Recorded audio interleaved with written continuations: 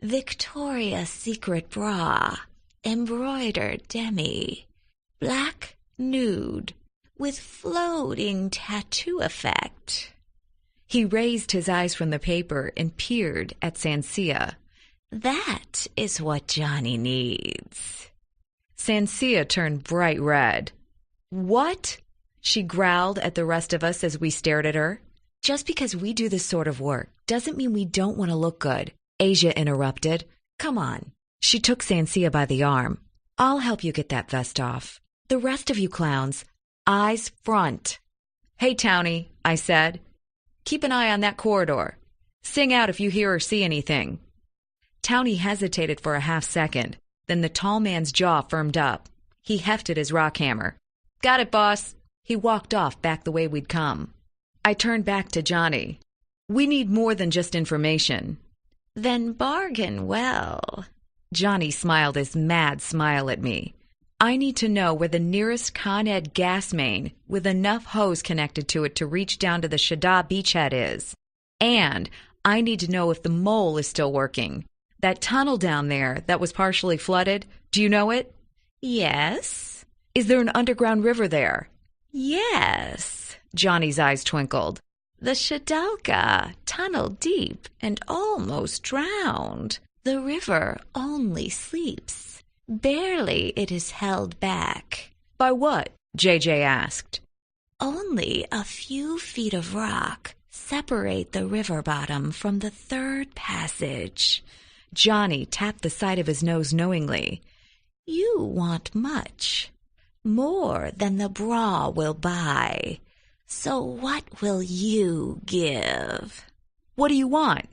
Johnny pinned me with his piercing gaze. You have a lighter. I looked at him in silence for a long moment, then slowly pulled my dad's old lighter out of my pocket. A Barlow Special, with his old outfit's insignia on it. 69th U.S. Infantry, the Fighting Irish. He'd passed away from cancer a long time ago, and it was all I had left. It felt heavy in my hand, and in my heart. I swallowed. Why? The word was no more than a whisper. Gifts from father to son have great power. A smile flitted across Johnny's face, but his huge, dark eyes were serious, burning with intensity. What about another item? Johnny cocked his head suspiciously. Such as? I have a slightly used familiar. I gestured with my thumb to the coat Asia gripped tightly. Johnny said, looking displeased.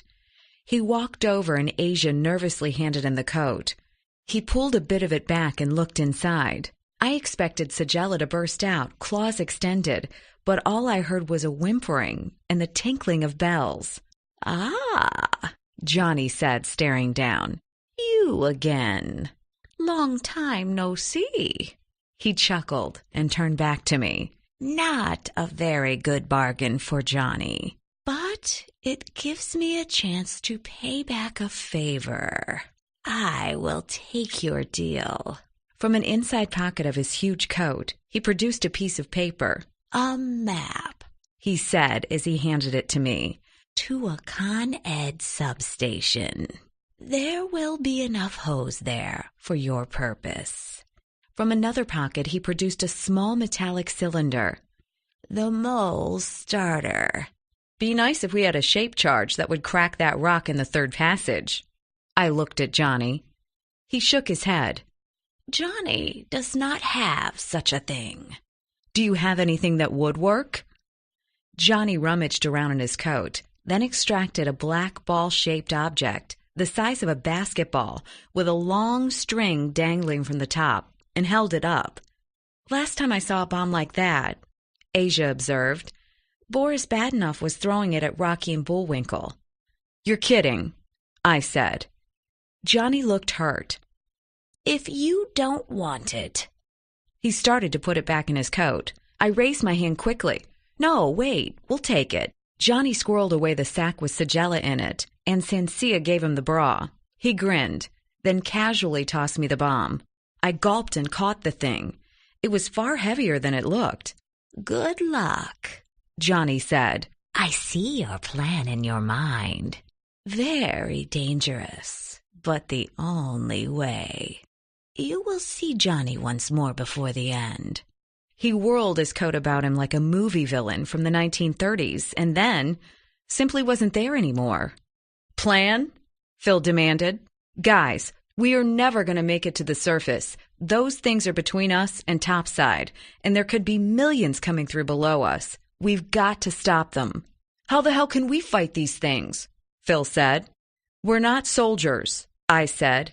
We can't fight that way. But damn it, we know these sewers better than anybody in the world.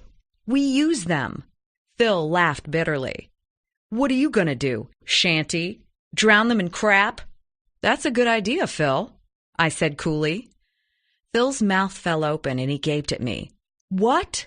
We use what God's given us. I counted off items in my fingers. Earth, wind, fire, and water.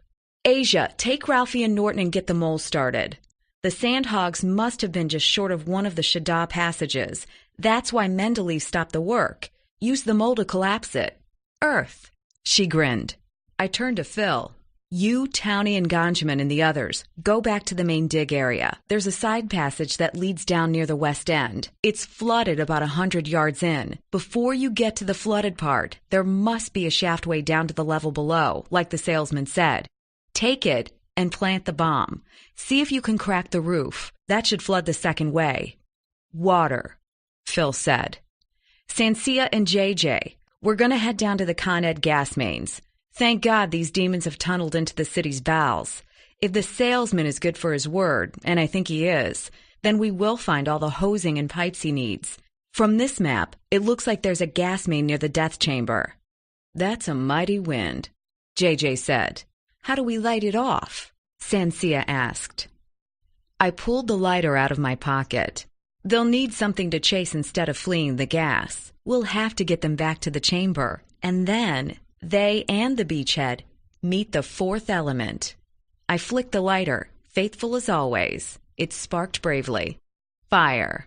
We're the only ones that can do this. You heard the salesman. If we don't stop them, the hordes of hell will break through. They'll be in the basement of NYC.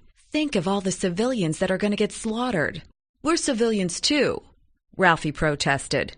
True, I nodded. But so was my dad, before he got called up. I guess we've been called up.